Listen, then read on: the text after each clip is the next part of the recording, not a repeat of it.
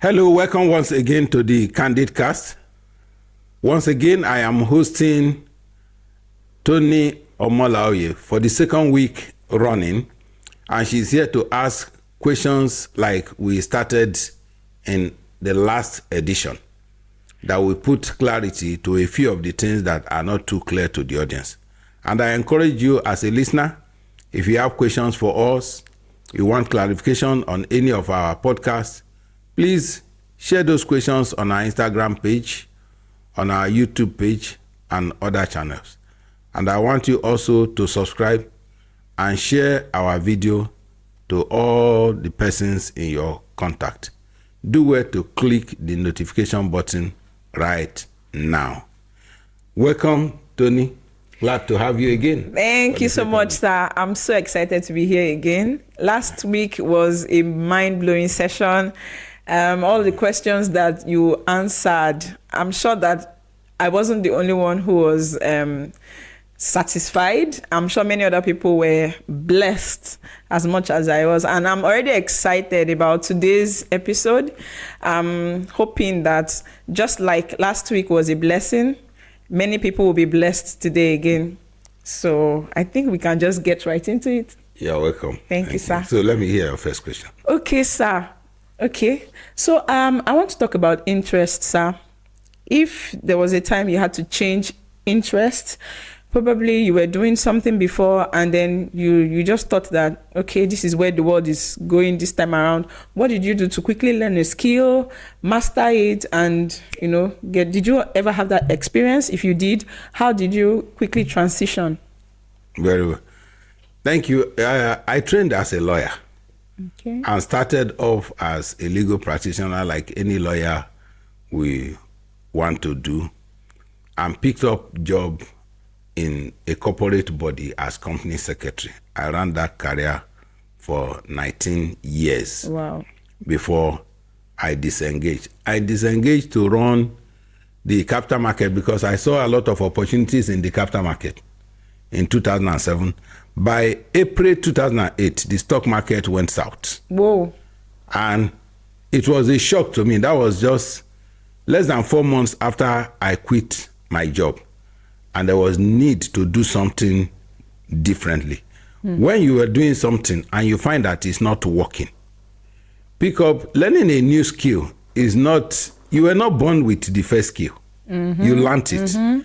I've always believed that everything in life is learned. Nobody was born with any skill. Nobody was born with any knowledge. We were born, you didn't even know your name when you were born. Somebody gave you a name and taught you how to pronounce it. So you don't get attached to anything as if it is the end. The fact that I studied law doesn't mean I must wear wig and gown and go to court and that's the only way to practice. No. I can learn any other thing. You pick up books. Training these days have become so easy. On YouTube, people are turning caterers. I know people from the Southwest that can cook oha soup or nubu soup better than anybody from the East because they saw it on YouTube. So learning is part of life, and I am always willing to learn. I read books very well. Anything I want to learn, there are books on it. Thank you so much, sir. Please, I want to emphasize on something you said. I want you to please throw more light in it. So you were working and you worked for 19 years. Yeah. And then you started to learn how to trade the stock market. Yeah. And just switching into stocks full time, it then crashed. Yeah. I mean, you just learned something and then it crashed. Did you ever feel like it was village people or something? No, there is nothing like village people. The market crashed, it crashed for everybody. It didn't crash for me. Like I always said, problems don't have your name on it. Don't tie it to yourself that is your problem. The market crashed in 2008. It crashed globally. It was not even a Nigerian affair. It crashed globally. So I looked for something else to do. That took me into agriculture. Wow. I also faced some challenges in agriculture. How long did the transition into agriculture take? My transition is usually in a split second. Once, if I want to move something, if I'm talking about something with excitement and you think that is all that there is to living, if I want to shift from that place, you won't know that I was there before. I do a clean shift and move into a different thing and get excited. Get energy, excitement in whatever you are doing. I'll give you an example. When I was doing fish farming was not profitable to me because of the scale at which I was doing it. I met a lot of challenges, but you won't see it on my face. Because of that, when I sold my property to buy vehicles, a lot of people started coming to me. I should teach them how to do fish farming. That is like, that's where all the money in the world is. No, I said, the money is not from the fish farming. I sold a property that I have had in the past because I need a vehicle now. And I bought vehicle. It wasn't from fish farming. But they derived that because of the energy with which I talk about what I am doing. Get excited about what you do. Love your work. So when I shifted from farming, moved into the retail industry, I started with importation of goods from UK to supply to supermarkets before I finally created my own supermarket. Wow. Yeah. Wow. Wow. You mentioned something around energy. The energy that you put into the kind of interest that you exude when you are doing something, and that you easily just transfer it into whatever. So does that mean that there's never a, like, even if there's a setback, you don't feel it like it's a downtime? You don't sulk in a situation like, this was a setback. Is that it? No, I don't like to see anything as setback. You know, you say setbacks are the things you see when your eyes are removed from your goal. So when I meet stumbling block, I use it to climb. So you can use the block to tie yourself in. You can step on it and see a higher height. Why did I fail? How did I fail? What happened there? Don't waste experience. Don't waste experience. Don't waste experience. So every failure is an experience that is supposed to propel you forward. So when you meet such challenges, take it as a learning curve and use the energy of, I've discovered something great. Just move. Move it. Use that energy to move into the next feel sorry phase for of yourself. your life. No. Don't give in to self-pity. It does not pay any dividend. Whoa. So you mentioned, was it last week you mentioned that you actually lost 20 million? I think you've mentioned it before that you lost 20 million. Yeah. Sometimes when we experience, in quote, setbacks, as long as it doesn't have anything to do with money, we can just encourage ourselves to move out of it. But when it has to do with money, substantial money, and from the bank for that matter, how did you manage that situation? Well, like I said, I am the type that is never given to self-pity. And I don't enjoy pity party. I don't enjoy people coming to tell me sorry. November 2013, I bought a property of 20 million. The 24 million, 20 million of that money was from Diamond Bank. So I put Diamond Bank overdraft, added my own 4 million to it, paid for a property of 24 million, and I was duped. I couldn't possess that property till today. That money was lost. Wow. But by December of the same year, I was out looking for another property to buy. Because if I go back into my share, the interest on that money will sink me. So I needed to go and borrow more money. Next. Buy another land, do another business, and paid both the first loan and the second loan. I drew that inspiration from the testimony of Michael Ibru. He said when he wanted to do the Ibru fish, he borrowed money from ACB, went the first trip, he lost the money. We didn't know how. He came back and told ACB. ACB, some of you didn't meet ACB. That was African Continental Bank. It's a defunct bank. So he borrowed money, went the second. He told them, if I have lost the money, if you kill me, the money can't come out. But if you give me another money to go, I have learned my lesson. I'll be able to pay the first and the second. I'm not disowning the debt. They gave him. He lost the money. Again. He came back and went back to the bank and said, if you give me money for the third time, I've learned my lesson. I'll pay the first, the second, and the third. Wow. And he went the third time and succeeded, and that was how the Hebrew fish that dominated Nigeria came about, and the beginning of the Hebrew dynasty that is in Nigeria. Wow. I think that success has a lot to do with the mental state of a man. Yeah. Like, we need to consistently pump like you mentioned, your is it paradigm shift that you call it? Yeah. Like, we need to consistently remind ourselves that even if there is a fall, it is not fatal. It's not. And failure is not final. It is not final. Wow. Thank you so much, sir. Okay, let's talk about retiring early. Yeah. As you always say, you know that in the state that we are now in our country, some people are underemployed, some people are not even employed, and age is ticking, time is running out fast. So when they hear things like retire early, they're like, from what? How are we going to plan it? We're even underemployed. We're not even employed. We're still trying to make ends meet. What can you advise someone who feels stuck in this kind of economy that we are at the moment? What can you say to that person that this is the way forward? This is what to do? Yeah, thank you for that question, because it's a challenge that I see people face from day to day. When you talk about retirement planning, a lot of people tell you that they have not eaten.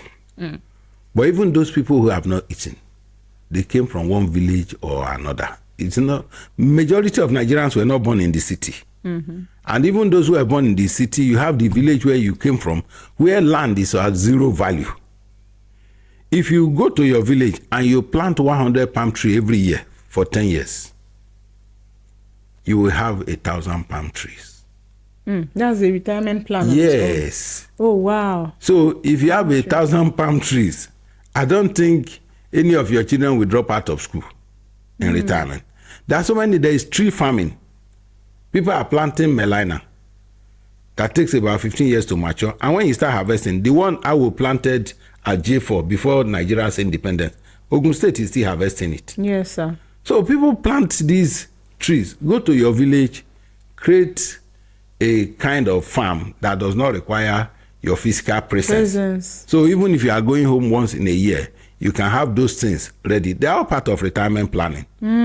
Retirement planning is not only what you pick from your salary.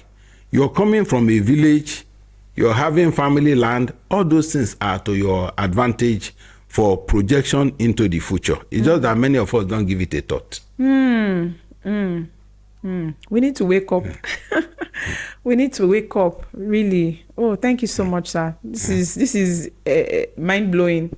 Is there a framework you have around your goals?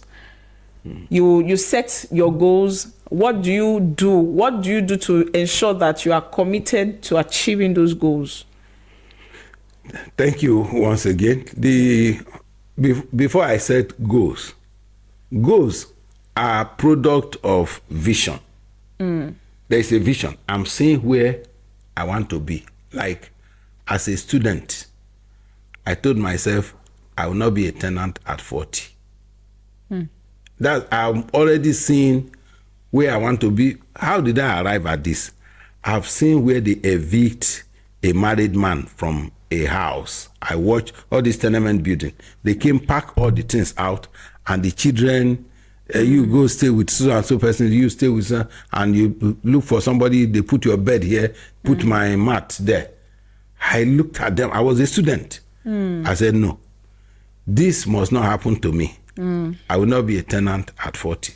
And at 33, I completed my first house. Wow. If you cannot see it, you won't pursue it. And if you don't pursue it, you can't get there. You can't arrive at a destination that you didn't set out to travel to.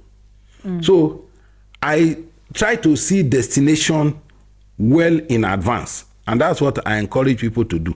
Look at destination. Where do you want to be? Where do you see yourself in 5 years? Where do you see yourself in 10 years? And you begin to drive towards it. When things come that look like obstacles, they won't really be obstacles to you, because your goal, the goal consideration is so much higher than those challenges. It makes you, when the Bible was describing Jesus Christ of Nazareth, it said, because of what he saw ahead of him, the glory that he will see after the cross, he endured the cross. He despised the shame. So there are things that what you see at the end, what I am seeing is me living in my own house. So what do you want? That my neighbor has bought car? I'm not interested. They are celebrating their birthday party was in a big hall. I'm not interested.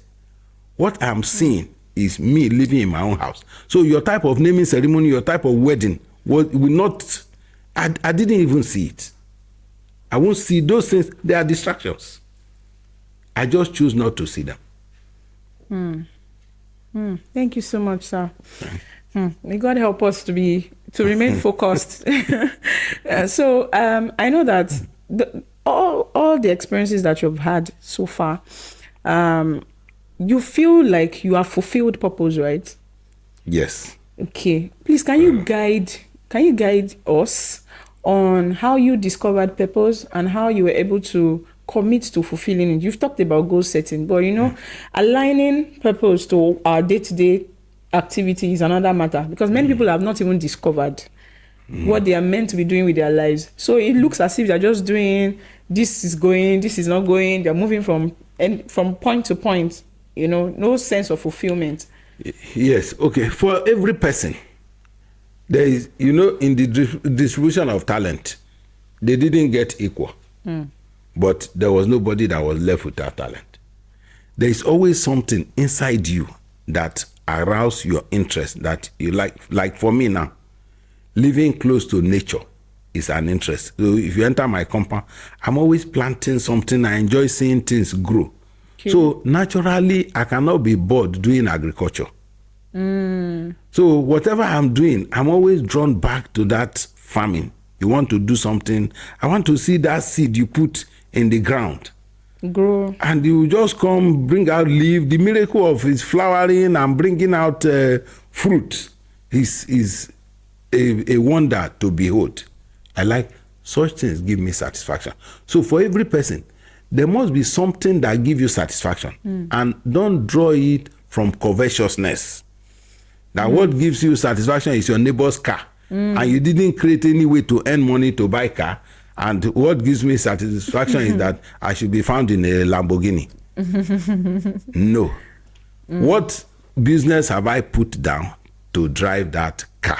And there is nothing wrong with dreaming.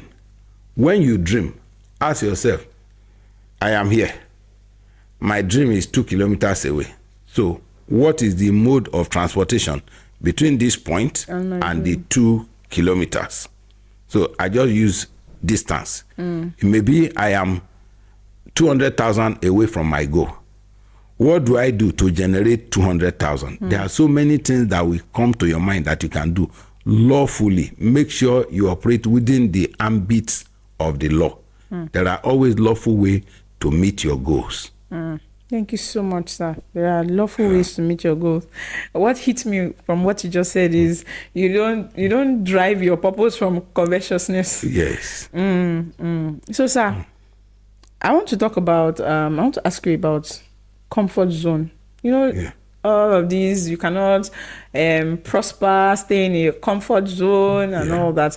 What were the instances whereby you knew that you had to take a step away from the comfort zone to achieve your goals? Every day, like I said, failure is a product of convenience. Every time you see people fail, what are they pursuing? What is convenient for me? It is convenient for me to celebrate my party the way you celebrated your own. It is convenient for me to go and buy the latest clothes. It is convenient. It makes me happy. It makes me comfortable. Tell me what progress is achieved by anybody pursuing convenience. What is convenient is a killer.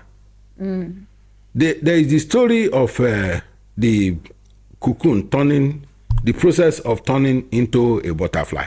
And when he was trying to break off his shell, was struggling for several hours. And the farmer decided to help out and opened the cocoon for the butterfly to come out. That butterfly was never able to fly. Because the only way butterfly will fly when it comes out is the time as he's struggling, using the body to rub against the shell to crack it. The feather and every part that it will use to fly is firming up, strengthening, and when it comes out, it will be able to fly. If you cut short the process, it will be like that butterfly that never ever flew. So don't be quick to run away from discomfort. The cocoon needed that discomfort to be a butterfly. You also need some measure of discomfort if you are going to be who you want to be. That is why majority of billionaires globally came from poor family. That discomfort drives them. And you find people, we have money, we are rich, we don't need to work. At the end of the day, there's no amount of money that cannot finish. It will finish once the person, that's why I mentioned in our previous edition of a global phenomenon of 3 generations of wealth. Grandfather buys land, father builds, son sells. The next generation begs. Yes. And the circle continues. That generation that is begging is the generation that will now begin to wake up the child of that one that is begging. We see the mystery, the poverty, and it will wake up and pick up again for another 3 generations. That cycle runs. But education is helping to break it these days. People, they've started to teach it in business schools. Thank you so much, sir. You are accomplished already, and you've talked about finding purpose and, you know, just giving yourself to it. But sometimes I look at you amazingly and wonder what still drives you. It still keeps you at the level where you are now. You have passed through this cycle of trying to prove a point. You have proved the point. You are good by yourself if by now you decide to rest. But I still see you making efforts. You want to achieve this. What drives you actually? Well, the natural human being, if you study the Maslow theory, hierarchy of needs, you find that everyone started off with the need to find food, clothing, and shelter. And a lot of people die at that stage. The 3, they say the needs of man, food, clothing, and shelter. And once you get it, you should go and start sleeping. No. There is another level, the self-esteem. So if you see people, somebody is driving Corolla, somebody wants Camry. What's he pursuing? Self-esteem. You feel more important in a Camry than in a Corolla. Then the person inside Camry is looking for a Land Cruiser. They are all Toyota. It's self-esteem. At that point where your car, your size of house is what you are pursuing, self-esteem. When self-esteem is achieved, you now go into the as part of your pursuit of self-actualization, you go into significance, the pursuit of significance. What legacy will I leave? How many people in life do I impact? So life goes, you will now go away from food, clothing, and shelter to a life of making impact. What impact? What will you be remembered for? Those are the things that will come next. So at the point where I am, I'm talking of what will I be remembered for? It is no longer my food. It's not my clothing. It's not my shelter. It's not self-esteem. I can drive any car I want to drive. Yes, yes. So what will I be remembered for? Significance. Wow. And that gets you up every morning, gets you to do more things. And, you know, thank you, sir. Thank you, sir. Really inspiring. Yeah, so the next question I have is about mistakes. Yeah. Looking at you now, one would just think that you had everything just straight on. You didn't make any mistakes. You didn't fall. You didn't stumble, and all of that. What would you like to tell us about mistakes, if you ever had one, and how you came out of them? Errors. Okay, thank you. There is no human being who has never made mistakes. The mistakes from school. Let me give you an example from my secondary school. In my class 3 in secondary school, I had some seniors that were smokers. They take Indian hemp, and I was their servant.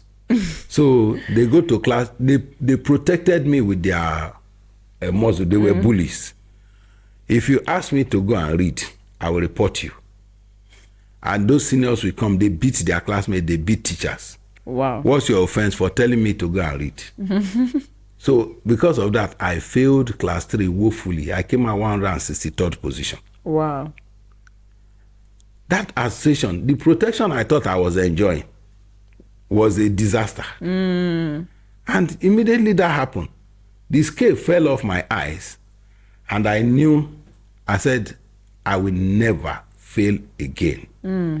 I will never fail again. That was a resolution. Whether academic, financial, everything about failure. I know that I chose to fail in my class 3.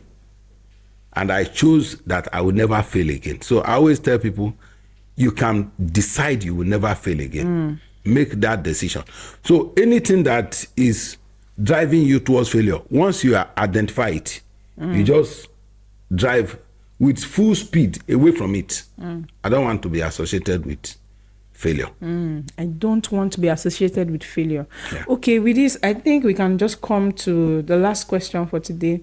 Okay. And that will be focused on work attitude. Yeah. What particular things would you tell young people about how you got here? What was your work attitude like? I know you've mentioned not staying in the area of convenience. You have to be, you have to go out there, But then I want you to specifically talk about attitude to work and the quality of work that is rendered. What impact does that have on someone's life? When it comes to work, I hate idleness. And I encourage anybody, whatever is happening around you, do not be idle. Try to do the work that you love. You enjoy your work when your work becomes like play for you. And if what you love is not available, love what you do. Just choose to develop interest in that one that is available. And you find the energy you put into it, it will begin to come out fine and you will start to enjoy it. If what you love is not available, love what you do. What is available, love that one. Do it, put your heart and everything into it. When I left the university, I was expecting that I made second class upper in the university. I made second class upper at the law school. I was a prize winner. So you expected that I would be in Shell or Mobi, but the job I could get was farm. How do you carry 221 to go and work in a farm? But I choose to love the work, do it as if it is the last job in the world. I put my everything into it. And today, I thank God I didn't go to Shell. Yeah. Because my mates that went to Shell, they came out with so much fear. They teach you fear. They remove your confidence. Wow. So scarcely do you see any of them come out to float a company.